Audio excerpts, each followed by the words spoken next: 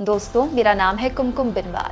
कुछ दिन बाद सलमान खान अपने बिग बॉस में सीमा हैदर को बुला लें तो हैरान मत होइएगा, क्योंकि इनकी पॉपुलैरिटी तो दिन दुगनी और रात चौगनी प्रोग्रेस कर रही है इंडिया में। हालत ये हो गई कि इनके घर में अनाम अनजान लोग इनके दर्शन के लिए, इन्हें देखने के लिए, इनके साथ सेल्फी लेने के लिए लाइन लगाकर खड़े हैं, इन्हें गिफ्ट्स दे रहे हैं।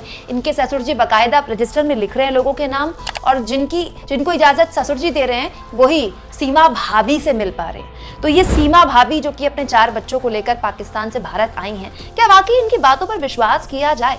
यहाँ कतई इस वीडियो में मैं सीमा हैदर और सचिन की इस प्रेम कहानी पर ना तो कोई शक कर रही हूँ, ना ही मैं सीमा हैदर को पाकिस्तानी एजेंट के तौर पर घोषित यहाँ पर कर रही हूँ। मैं सीमा हैदर की बातों को लेकर जो सवाल कुछ मेरे मन में उठे हैं वो आपके सामने रखना चाहती हूँ दोस्तों, क्योंकि सिर्फ सीमा हैदर का प्यार, सीमा और सचिन की मोहब्बत के इर्द गिर्द ही ये कहानी हमें नहीं देखनी चाहिए। इससे आगे ये कहानी है, क्योंकि केवल मैं नहीं, ऐसे कई लोग हैं जिन्होंने इस मामले में सख्त रुख अख्तियार किया है और कहा है कि इस मामले में जांच होनी चाहिए, क्योंकि हो सकता है कि सीमा हैदर पाकिस्तानी एजेंट हो। देखिए, ये खबर अमर उजाला में छपी ये खबर बताती है कि पूर्व डीजीपी विक्रम सिंह ने भी कहा है कि ये मामला हनी ट्रैप और जासूसी का हो सकता है।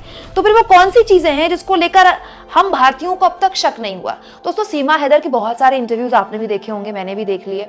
मतलब मैं बड़ी हैरान हूँ, सीमा को सुनकर कहीं से भी नहीं लगता कि वो कोई पाकिस्तानी है। उनकी भाषा में उर्दू जबान इतनी आती नहीं है, जबकि भारत में हम हिंदी भाषी लोगों के बोलने का जो तरीका है और जो पाकिस्तान में बोलने का तरीका है वो बिल्कुल अलग है। मतलब वो लोग उर्दू का इस्तेमाल करते हैं ज़्यादा। बड़ी अजीब बात है, सीमा को सुनकर कहीं से भी नहीं लगता कि वो कोई पाकिस्तानी है। दूसरी बड़ी बात और सबसे महत्वपूर्ण बात, एक रिपोर्टर ने सीमा से कुछ बातें पूछ ली उनके इस्लाम धर्म को लेकर। सीमा अब हिंदू बन चुकी हैं, लेकिन उन्होंने अपने 26-27 साल तो इस्लाम धर्म में बिताए ना, और कट्टर ऐसे देश से हैं जहां पर धर्म का अनुशासन के साथ पालन होता है। तो एक रिपोर्टर ने इस्लाम के बारे में उनसे कुछ पूछ लिया, उनसे पूछा कि सूरत सुना दो, उनसे पूछा कि मुस्लिम धर्म का कोई भी कलमा सुना दो, मुस्लिम धर्म के बारे में कोई तो जानकारी होगी आपको। तो सीमा कहती हैं वो सब भूल गई।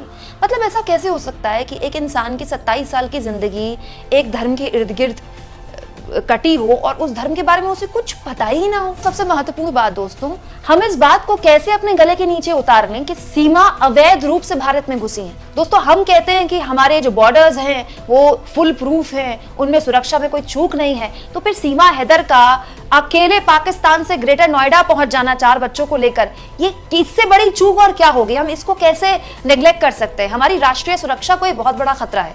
दूसरा, सीमा के पास से भारत आने से पहले भारत के नाम के आधार कार्ड हैं। कैसे क्या इसको लेकर हमें शक नहीं होना चाहिए? उसके पास एक नहीं कई पासपोर्ट्स हैं। कैसे? उसके पास सिम है पाकिस्तान के, उसके फोन से चैट्स डिलीट की गई है। अगर वो सच्ची है तो उसने फोन से चैट्स क्यों डिलीट की है?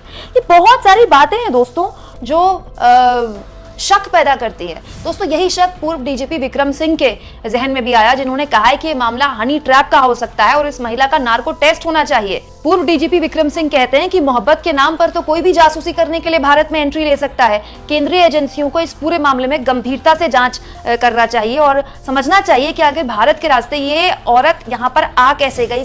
सीमा बताती है कि वो केवल 5वीं तक पढ़ी है, जबकि पुलिस को ये जानकारी मिली है कि वो IT एक्सपर्ट है। पूर्व डीजीपी विक्रम सिंह का कहना है कि पाकिस्तान से जो महिला PUBG मोहब्बत के नाम पर NCR में आई है वो IT एक्सपर्ट है। ऐसे में इस पाकिस्तानी महिला का राजधानी दिल्ली के नजदीक आना एक बड़ी साजिश का हिस्सा हो सकता है। सिर्फ ये मोहब्बत का मामला है, गदर एक प्रेम कथा पार्ट 3 या 2 आ गई, इस तरह की हल्की बातें हमें नहीं करनी चाहिए, क्योंकि मैं फिर कह रही हूँ, ये सीमा हैदर उस देश से आई है जिसने हमें बार बार धोखा दिया है। एक बार नहीं, बार बार।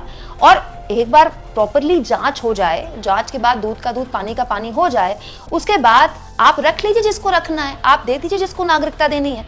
पाकिस्तान से तो हजारों लोग साल में भारत में आते हैं, वो बेचारे दिल्ली के अलग अलग हिस्सों में, आउटर दिल्लीज में बिजली और पानी के संकट से जूझते हैं, उनको खाने को नहीं मिलता है। आधे से ज्यादा लोग तो राजस्थान के बॉर्डर में पड़े हुए हैं, उनके घर आशियाने कभी उजाड़ दिए जाते हैं, उनको कोई पूछने वाला नहीं है। और ये एक औरत जो कि अवैध तरीके से भारत के सीमा में दाखिल हुई अपने 4 बच्चों को लेकर, उस पर पूरा देश ऐसे वारे जा रहा है, पूरा देश सब कुछ भुलाकर उससे कोई सवाल ही नहीं पूछ रहा है। क्या ये चिंता की बात नहीं है हमारे लिए? यहाँ मैं फिर कह रही हूँ, मैं सीमा और सचिन के प्यार पर कतई शक नहीं कर रही हूँ, लेकिन एक जिम्मेदार नागरिक के तौर पर क्या हमारे मन में ये सवाल नहीं उठने चाहिए? हमारी एजेंसियों को हमारे इन सवालों का जवाब नहीं देना चाहिए?